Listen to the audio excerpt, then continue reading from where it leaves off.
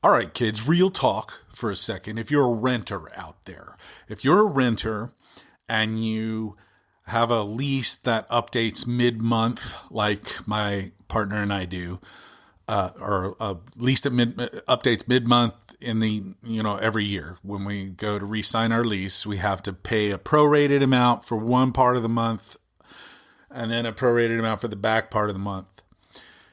Pay attention in those times that you're being charged appropriately, because the place where we live, reach out to me if you need to know if that's it. I don't think I should be sharing where I live on podcasts, but the place where we live charged us the old rate for days 1 through 11, 1 through 11, and then the new rate for days 11 through 31, which means we were charged twice for one day of the month, which is incorrect. So I have to get that fixed today. Pay attention to how much you're charged in your lease switch over month. There you go. Public service announcement from old Trent here at Trent Takes On 2.0. So what are we going to talk about today? We're all over the place, but we got to talk shutdown, right? Let's go.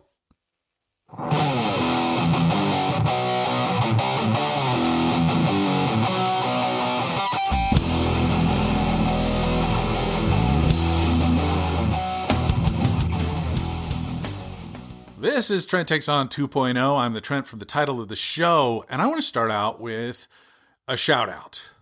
A shout out to a real world hero who passed away this week. At the age of 90, I believe she was 91, Jane Goodall, who studied chimpanzees in their natural habitat and outside of it, searching for primate behavior keys. These are our closest relatives in the animal kingdom, the great apes, the primates of this world. And Jane Goodall was a real entrepreneur. That's not the right word. She's a real pioneer in this field, along with Diane Fossey, who studied mountain gorillas in Rwanda, and a woman who I just found out about named Birute Galdikas, who she's still alive, by the way, who studies orangutans in Borneo. Goodall, I remember Goodall from when I was a kid. And one of my favorite things to do when I was a young man after my parents divorced was I would wake back up after my mom went to sleep, and I would come into the main room and sit in front of the television, and I would turn on and I would watch Johnny Carson.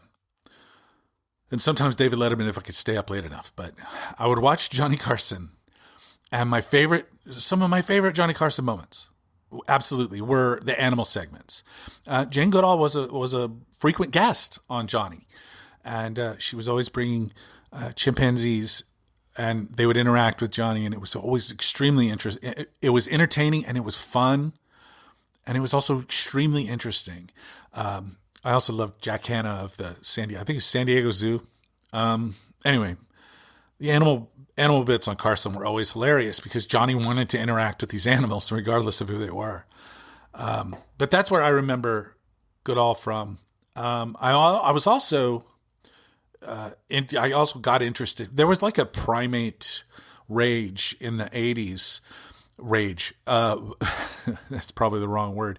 There was a fad. Basically, we were all into apes. We were teaching gorilla. There were so many breakthroughs in teaching gorillas sign language, teaching different primates sign language, and I remember in 1988 the release of a movie called Gorillas in the Mist, which was Diane Fossey's story of starting to study these gorillas in their natural habitat. It starred Sigourney Weaver, and if you were like me and you saw Ghostbusters when you were 9-10 years old, you didn't miss another Sigourney Weaver movie for a long time, and you were really paid off when you saw Galaxy Quest.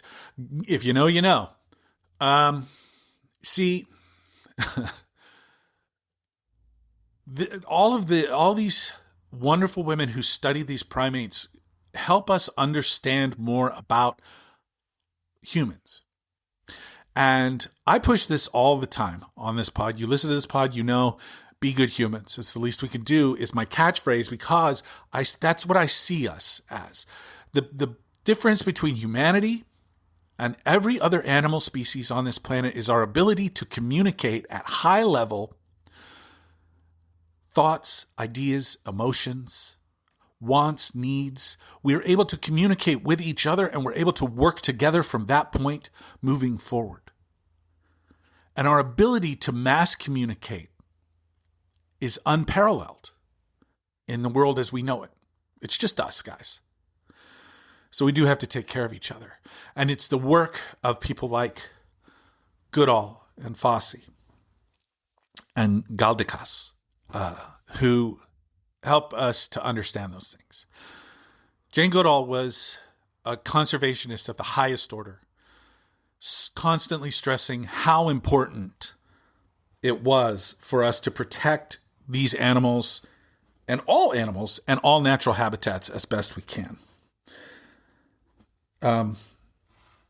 Certainly a hero. And the Jane Goodall Foundation will continue to do that work in her name. And if you're looking for some place I'm all about conservation of the natural world. And right now, I think it's really important to conserve America. So we're going to switch gears and talk other stuff. But shout out to Jane Goodall and incredible life well lived, a real change maker. And in her name, the foundation will continue to make positive strides toward the education of the world about these wonderful animals and the importance of preserving the habitats. That said, on to the main show. It's time to talk shutdown. But before we talk shutdown, I do want to talk about the other two things real quick that happened before the shutdown. Number one, well, this is the big one. Let's just do it. Pete Hegseth brought all of the Secretary of Defense and former Fox News Weekend host and National Guardsman Pete Hegseth brought all the generals and admirals from all around the world to Quantico in Virginia to tell them that he doesn't like fat people in the military and that we are going to be a lethal fighting force and we are war fighters and we will show no mercy and we will have maximum lethality and we are the United States military that will crush our enemies and dominate, blah, blah, blah. And then after he stood up there and did a 40-minute TED Talk about how tiny his penis is, Donald Trump got up there and gave a rambling, fascistic bullshit speech about how we need to utilize the cities of the United States as battle-tested battlegrounds for this for our military, like San Francisco and Los Angeles and Chicago and Portland and Seattle.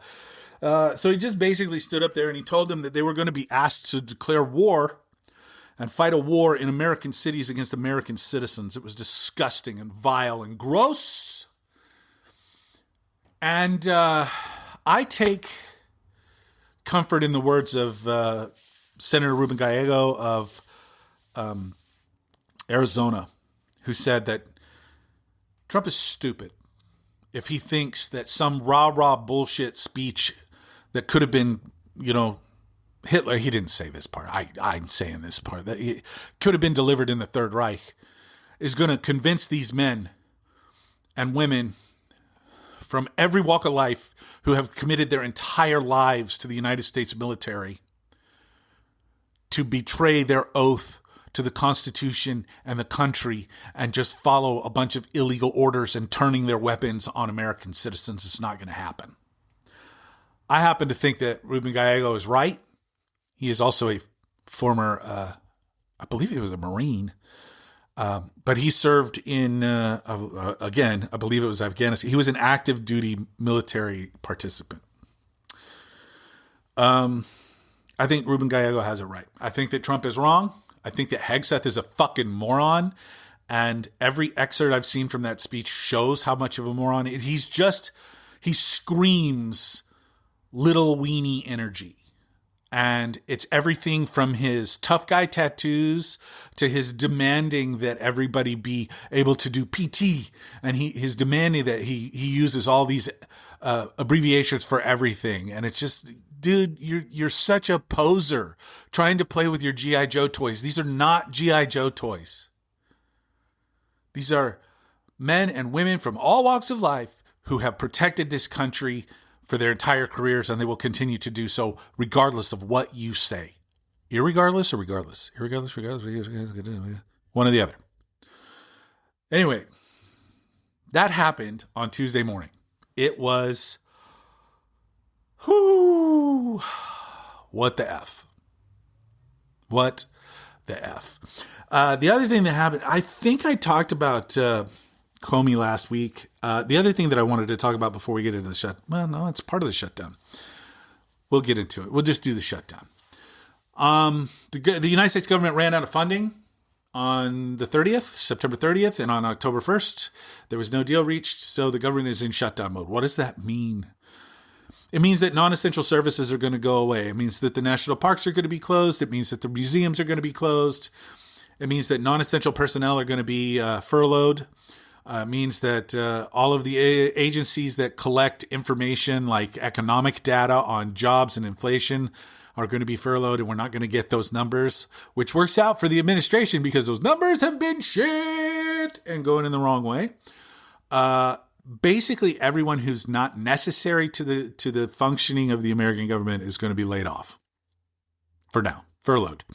And the way this always works is the government will shut down for however long it's shut down. And then when the government reopens, they have to back pay all the people who work, because a lot of people work through the shutdown, like air traffic controllers, but they work without pay. When the government reopens, they issue back pay for all of the time that you've worked without being paid. The longest government shutdown ever was 34 days, I think it was, and it was in 2018. And it was the last Trump administration. People are pointing fingers. You did this, you did that, la la la la la la la. What are the Democrats holding out their votes for? And how does this work? So they're trying to pass what's called a continuing resolution, where we just continue to fund the government at the same rate that we have been funding the government, which would be not the old rate, the same thing that they voted for in March, but the new rates, which they voted for in their big, beautiful bill, which is not a big, beautiful bill. You listen to this podcast, you know better. It's a big pile of shit. It's a redistribution of wealth from the bottom to the top, taking away all kinds of government benefits from middle class and poor Americans and giving bigger tax breaks to the wealthiest Americans. And that is how wealth redistribution works. What the Democrats are fighting for is a return of ACA subsidies. In other words, there was a block of money that previously, before the big pile of shit bill, had been there to help Americans pay for health insurance on the Affordable Care Act website. On the marketplace. I don't know that you could access it through anything other than the website, but whatever. Anyway, basically it was the government would help subsidize people's healthcare. Say you work a minimum wage job or 2 or 3, and none of them allow you to buy into their healthcare because you don't have enough hours. Like you're working part-time at multiple places. And you're not eligible for the healthcare program unless you're full-time. So you're working part-time at a couple of different places. You still need health insurance. So you could go on the ACA and you could find, a Kaiser Permanente or an Aetna or a insert insurance group here, a policy that you pay for out of your pocket, like X number $100 every month. But the government set aside a special amount of money to help you afford that, because those independent plans are very, very, very expensive. Basically, the government was lifting you up and saying, we're going to treat you the way an employer treats their employees, and we're going to pay a part of your health insurance. That's what it is. That's what the Affordable Care Act is. That's what the website, the Affordable Care Act marketplace is. So the Republicans have done away with those subsidies in the big pile of shit bill. And Democrats are saying, put those subsidies back in. Now, why are they saying that? Because everybody who needed those subsidies now will have to pay not only what they were paying before, but the government's portion too. And that is going to increase the cost of those plans on the Affordable Care Act marketplace anywhere from 25 to 300%. 300 tripling. Doubling or tripling is probably going to be commonplace. What does that mean? It means people who are relatively healthy, people who are usually younger, are going to say, well, F that. I'm not doing that. I'm not doing that. So they're just going to go without healthcare. And that's going to take more healthy people who require not a ton of healthcare support out of the market, out of the pool. And it's going to increase premiums for everyone not getting their insurance from the marketplace, because all those insurance companies are now going to have to factor in all of those people who are not going to be able to afford their insurance, are now going to be emergency care only, which is a kind of type of care that's like 10 times more expensive than preventative care, if not more. Believe me, I know. I had a hospital visit, 3 years ago in 2022? I was there for what I feared was a heart attack. Turned out it wasn't. It was just the sitcom-y, horrible indigestion. They treated me with Maalox and some Tylenol, and they charged me $3,000 for that and an EKG, which cost about $80. Oh, and a blood test that also cost about $80. But because it was a hospital visit, it was $3,000, and that's with insurance. So things are out of control. And the Democrats are trying to salvage just some sort of, like, some piece of what we have. Bigger picture, with the ACA marketplace losing its subsidies the way we had been doing it, it's basically going to do away. It's going to kill the last part of the ACA that was standing, that really helped people get into a health insurance plan when they had no other means. It's going to do away with that, which was a major part of the Affordable Care Act. And it's something that Americans have come to appreciate, and it polls well. People like it. People like it. It's helped to keep our premiums down. It really has.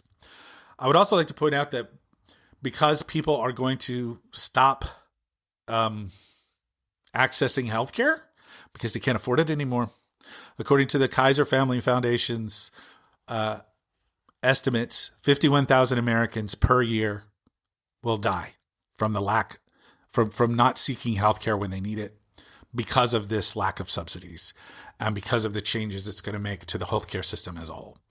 Everyone's, sorry, I don't think that I said this enough.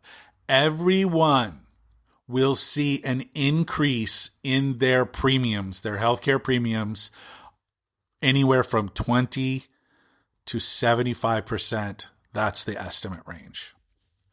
So your healthcare is about to be more expensive. The current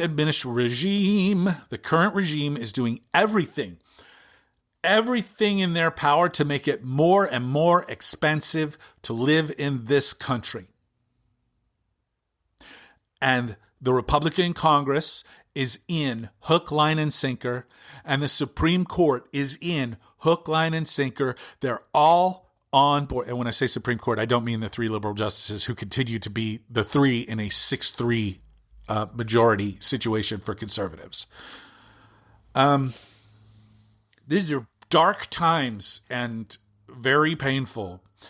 On top of that, the American economy is being held together by gains, imaginary gains, in the artificial intelligence world. And if you, again, have listened to this show for any length of time, go back and listen to my artificial intelligence episode. It is arguably the best thing I've done on this show. And it really is coming to fruition. Every time you turn around, AI is a failure. It doesn't work the way they think it does. So the AI bubble is coming, and these stocks that are overvalued by anywhere from 100 to 400 or 500% are going to burst, and margin calls are going to happen, and people are going to lose a shitload of money. Now, when is that bubble going to burst? Don't know. Could be 2 months, could be 2 years, but it is coming because there's a whole bunch of investment in a technology that doesn't work. The same thing happened when the dot-com bubble burst. There was an overpromise and an underdeliver, and that's what's going to happen here. I'm not the only one that thinks so. Just listen to Pivot with Kara Swisher and Scott Galloway, who cover tech and economics. This is their bread and butter. The AI bubble is coming. Our economy is held up by that bubble. When it bursts, we are in a shitload of trouble. Shitload. Because during this AI boom, companies are not behaving ethically. The job market is already turning sour. It's going to get even worse with a government shutdown. More people are going to need money, and they're not going to have it. Democrats are trying to hold the line to say healthcare is important. Do not raise the premiums on basically every American to unaffordable levels. Don't do this. The chain reaction of yanking this much money out of the healthcare system is going to be brutal. All to give the rich more tax cuts. That's what this is about. Do the Democrats have the power to hold the line on that and say, look, we're fighting for every American's health care and this sucks. We don't want to do this. They don't. But the Republicans who sit there and go, well, we're not negotiating with you. And that's been their stance. We're not negotiating with you. Donald Trump last week said, do not talk to the Democrats. We don't need them. Well, if you don't need us, then do it without us, which they could do by doing away with the filibuster. They could do it. They could reopen the government right now if they wanted to. We'll see how cowardly they are. I don't think they're brave enough to do away with the filibuster. I don't think so. Because they know that if they do away with the filibuster, all bets are off when they're not in power anymore. Every action has an equal and opposite reaction. Newtonian physics. Everything, and the pendulum keeps swinging back the other direction. You know what I'm saying? Everything that these fascists do to hurt us all is just another thing that we have to remember. Because, as the kids say, payback is a biatch. We need to start saying when we regain power, and we will regain power. The Democrats will regain power at some point. We are going to do a whole bunch of investigations. We are going to hold accountable all of the people who have broken all of these rules, all of these laws, all of these things, all of the unconstitutional, anti-American things that they've been doing. We're going to hold them accountable for that.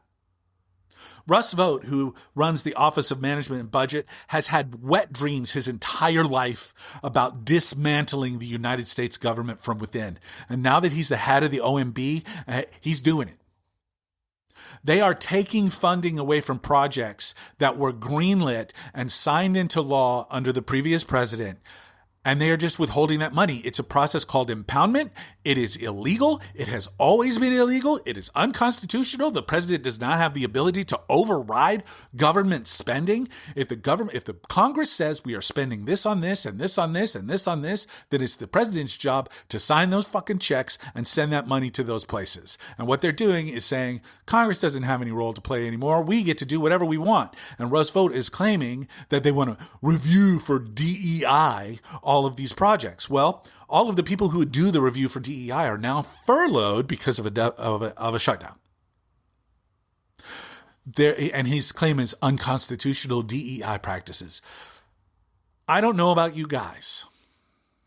I have read the Constitution, and diversity, equity, and inclusion programs, DEI, is not in the Constitution anywhere.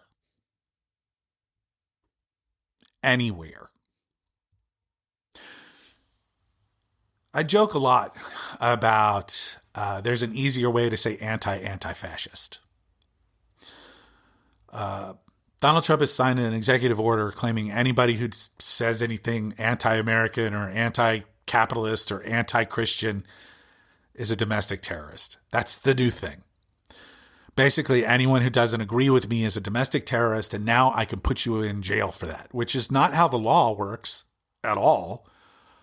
It's also a fucking blatant violation of the First Amendment of the United States Constitution. But the thing about power is that power perceived is power achieved. Standing there screaming at the top of their lungs that we can do whatever we want and nobody pushing back on it pretty much makes that a self-fulfilling prophecy that they can do what they want because you do have to push back on it. I just read an article in Wired that Immigration and Customs Enforcement are now trying to put together a special force of 30 social media surveillance people who are going to sit around and surveil social media sites in an effort to find and ferret out more deportation victims. I watched footage last night on Chris Hayes of an ICE raid on an apartment building in Chicago where they breached the building with flashbangs and armed Border Patrol, ICE. Who are these fucking people? We don't know because they wear masks. People went in and arrested detained every single person in that apartment building, including women and little children. This is the middle of the night, 2 a.m. on Wednesday. And they dragged these people outside, and sometimes in a complete state of undress because they've just been snatched out of their beds. Little kids zip-tied together and taken away from their parents while they sort out who's going to be arrested and who's not. That should outrage every single one of us. And every ICE agent that participated in that wildly unconstitutional act should be held to account. The civil rights of so many people are being just eviscerated by the behavior of these ICE agents, by the behavior of the Department of Homeland Security. The reckoning that is coming for these people is unbelievable. And so they're going to push harder and harder and harder to ensure that reckoning never comes. That's the way all of this works. Someone has to stand their ground.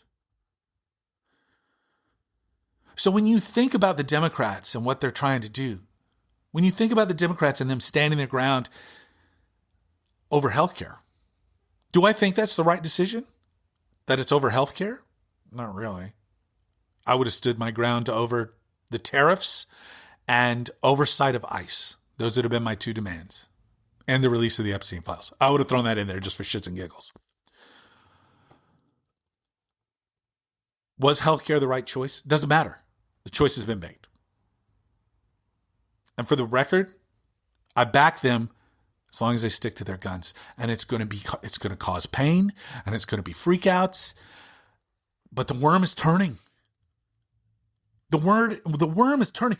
Back when I did Trent Takes On 1.0, which wasn't called 1.0, it was just called Trent Takes On. I did a show called TV Station in Your Pocket, which was, I talked about the fact that now all of us have the ability to do a full-blown TV report from the cell phone in our pocket. All of us that have one, which is damn near everybody. We are supposed to document these things. At the time, I was talking about how were things like police brutality always this pervasive and we just didn't know about it? or are they getting worse? And my take is, I think they've always been this bad and we just didn't know about it. They were probably worse, to be honest, because when there are no witnesses, God only knows what goes on behind closed doors. For instance, 1,200 people from Alligator Alcatraz, which was closed down, are unaccounted for. We have no idea where they took these detainees. No idea.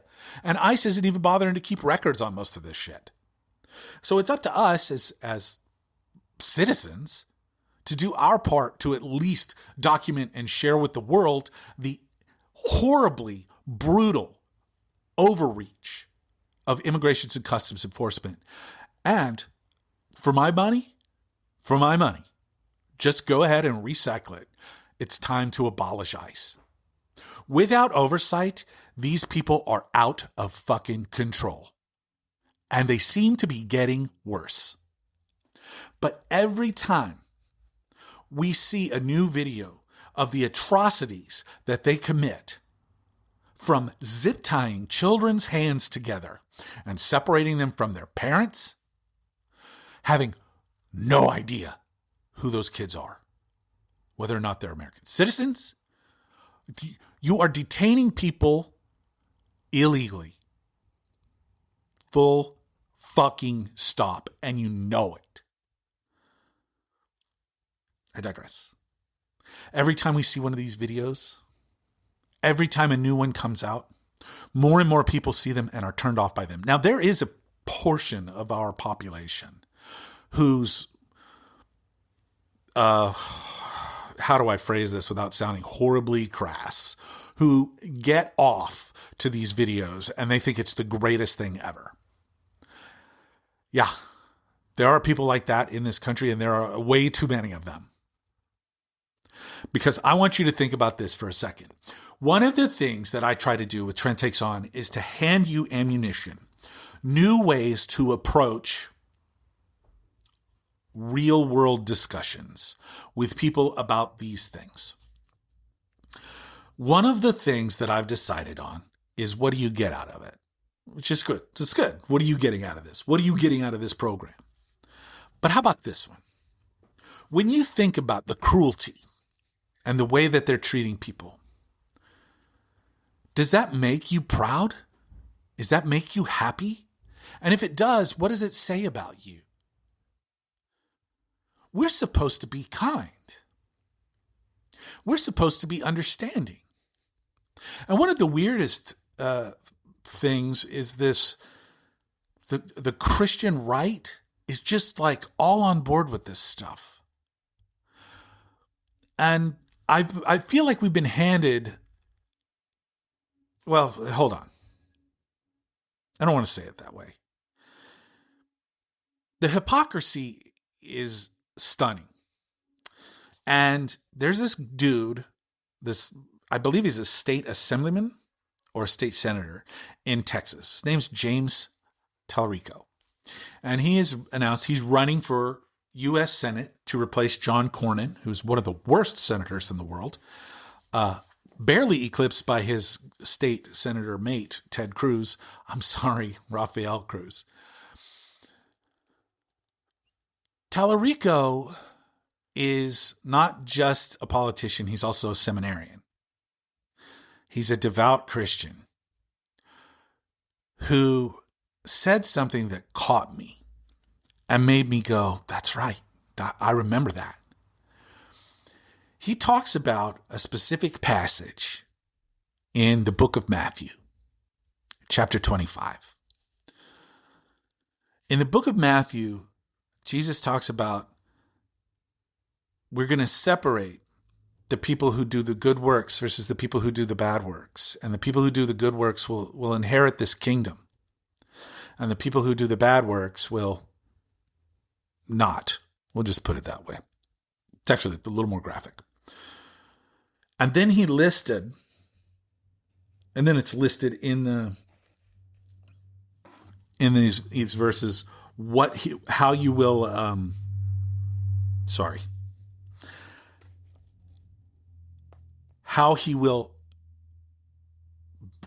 base the separation. Jesus is said to have said that the basis of the separation is whether or not someone, A, gave food to the hungry, B, gave drink to the thirsty, C, welcomed the stranger. D, clothed the naked. E, took care of the sick. And F, took care of those in prison. It doesn't mention the Ten Commandments, does he? The old, vengeful, mean God of the New Testament, or of the Old Testament, is replaced by Jesus in the New Testament, who brings a totally different gospel to the world. And that part we seem to just ignore. That what does Jesus tell us we're supposed to do? Feed the hungry, take care of the thirsty, welcome the stranger, clothe the naked, care for the sick, care for the prisoners. Are we doing that? Is the Christian right happy with the way we're doing these things? We've literally taken food and drink from the poor with the supplemental nutritional assistance programs. Those are gone. We are no longer going to help kids who are poor have meals. They are doing everything they can to take money away from programs that give lunch to school kids. Are we welcoming the stranger? Look at what we're doing to immigrants into this country. This is so far beyond vile. I can't even wrap my brain around it. And it's wildly, wildly, wildly racist. Are we clothing the naked? Are we taking care? Are we making sure that the indigent population, the homeless population of our country is taken care of? Are we giving them blankets for their backs and socks for their feet? Are we doing right by those who have lost everything? Are we taking care of the sick, or are we taking health care away from them and denying them health care as a right? Are we denying people at hospitals? Because that's one of the things that they've done. They've removed a Biden-era rule, which was every emergency room has to treat everyone regardless of their ability to pay. Now, that's just the Hippocratic Oath in action. Heal the sick. And are we taking care of our prisoners? Are we taking care of these detainees? This country is flawed, horribly, horribly flawed, and people should be outraged by it. People should be outraged by income inequality. People should be outraged because opportunity is not doled out evenly across this country. People should be outraged because schools in poor areas get less money than schools in rich areas. And why do they do that? Why? They're taking opportunity away from the people who need it the most and giving extra attention and funding to the people who need it the least. Is that really the American way? Have we been lied to our entire lives? I just dug out my copy of Schoolhouse Rock. I've got Schoolhouse Rock on DVD. Everything Schoolhouse Rock ever put out, I've got it on DVD. It's awesome. I bought it when I started dating my partner, Emily. And we sat there, we watched it, and it was like, oh, wow, there's so much stuff. And so many of them I had forgotten entirely. You know, if we had all just kept being exposed to Schoolhouse Rock over and over again all these years, we would be so much better off. But we allowed ourselves to be separated. We allowed ourselves to be turned against each other. We allowed the powerful to take from those who had no power, and we still do. The Democratic shutdown, call it whatever you want. It's actually, if the Republicans wanted to fucking end the shutdown, they could. Instead, they're going to use it to try and cut more programs, which is, again, illegal. Illegal. If a program is created by Congress, by an act of law, signed into law by a president, then you have to repeal that law in order to do away with the thing that you created.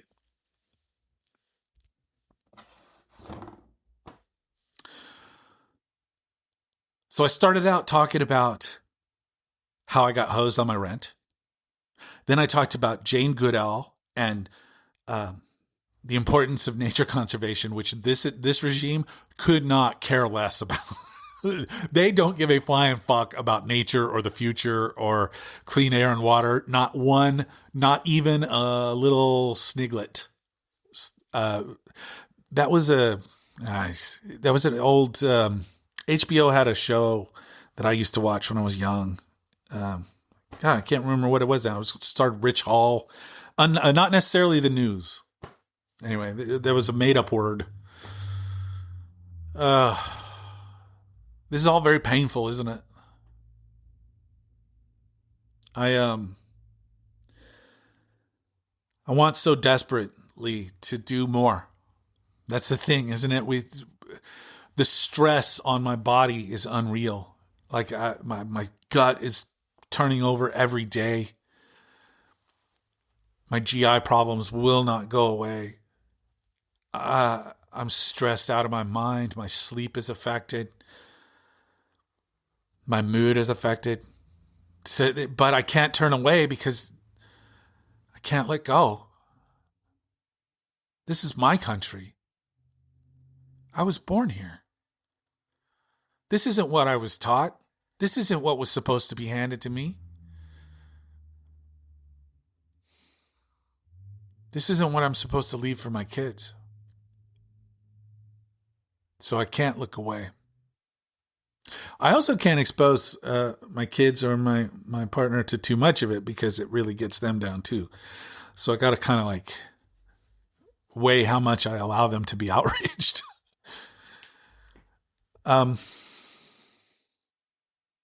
So this is a new arrow in your, argument quiver. It's a weird analogy. When you two talk to people, and we all do have to have these discussions. Are you proud of what this country's becoming? Are you proud of the troops on the streets in American cities that we've never had this? We've never had this before like this. This is crazy. Not even Nixon had the balls to try this. And they're trying to turn the United States military against its own people, its own country. Think about that. Think about how terrifying that is. What if Ruben Gallego is wrong? That's scary shit. We don't want to think about that.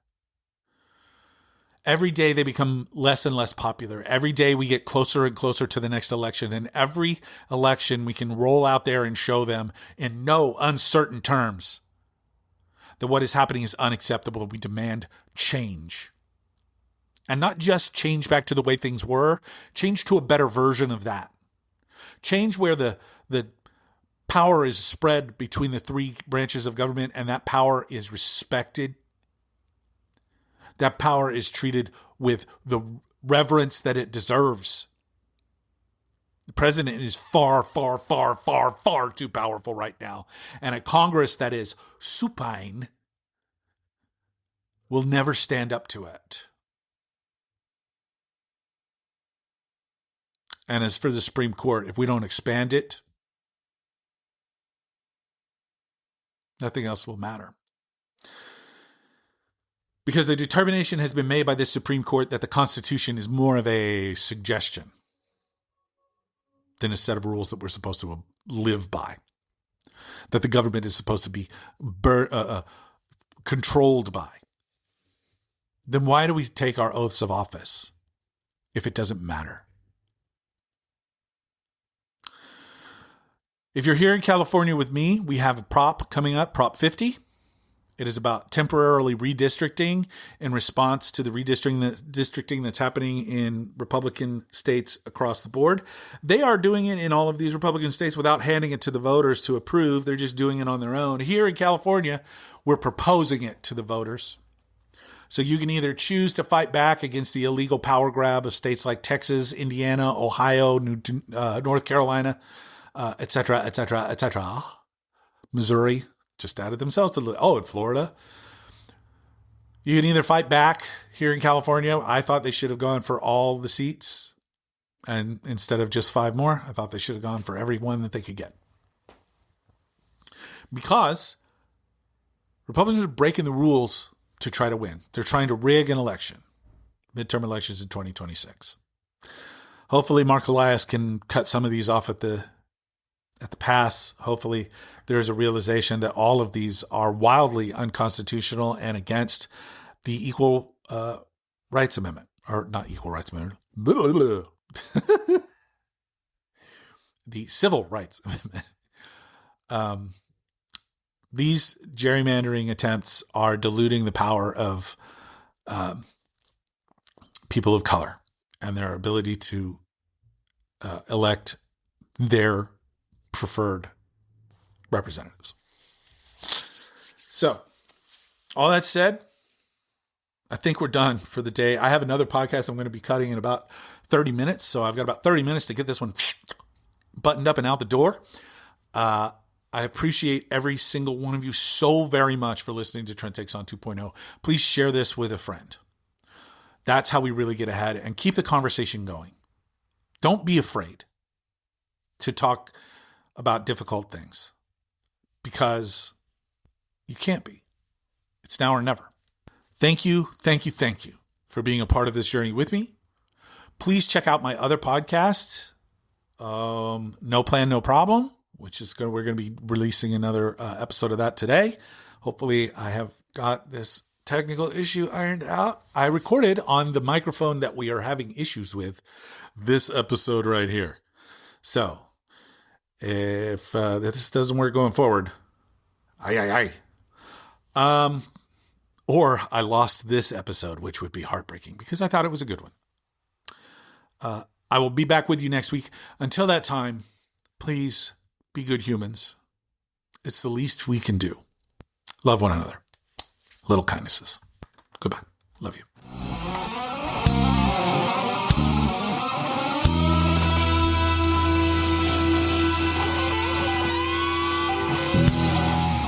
Hey-oh, we're descending into madness every day. We're descending into madness in every way. We're descending into madness and no one can save this. We're descending into madness every day.